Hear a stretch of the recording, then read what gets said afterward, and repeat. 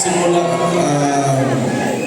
gusto ko pasalamatan yung lahat na nandito at yung tumulong na mangyari itong rally natin kung hakbang mga iso. Pinatunayan niyo talaga na ang mga Kapampangan hindi takot at maiso.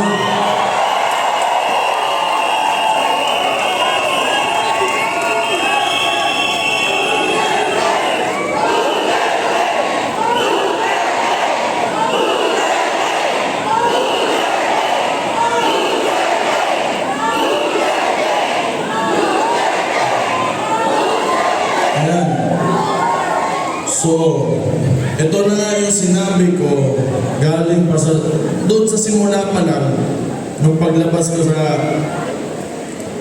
Leaders Forum ng Hakbang ng Maiso. Lahat ito,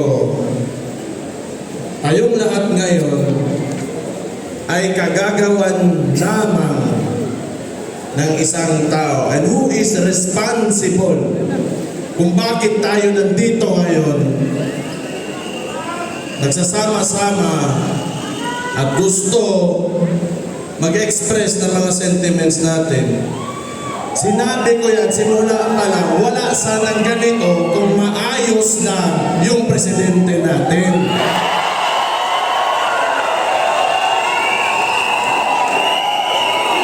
Pero, nagulat ako ngayon kasi walang mga dump truck, walang mga dump truck.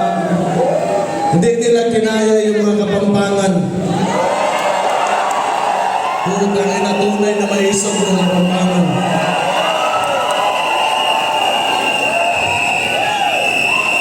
Pumunta kami Dumaguete, bigla na may mga dump truck. Simple lang naman yung hinihingi namin. Hindi naman siguro lahat ng tao o may tao sa mundong ito na tama lahat ng ang ginagawa. Yung gusto lang natin is the right to express ourselves. At yun na lang yung hinihingi natin, ayaw pa. Baka ang sunod yan, hindi na tayo pwedeng huminga.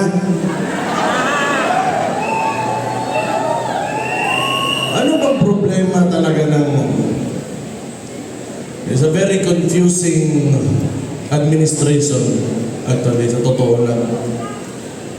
Hindi ko maintindihan yung mga kilos o mga ginagawa. Parang ako mayor ako ng Davao. Ako si Sebastian Duterte, yung mga hindi ako kilala ha. Ako yung mayor ng Davao. Ngayon,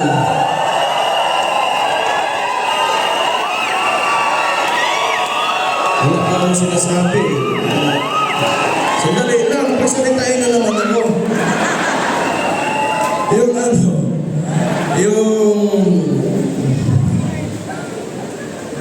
Kaya ganito ako, local executive ako. Siyempre, alam ko yung concerns ng mga barangay namin, yung mga communities.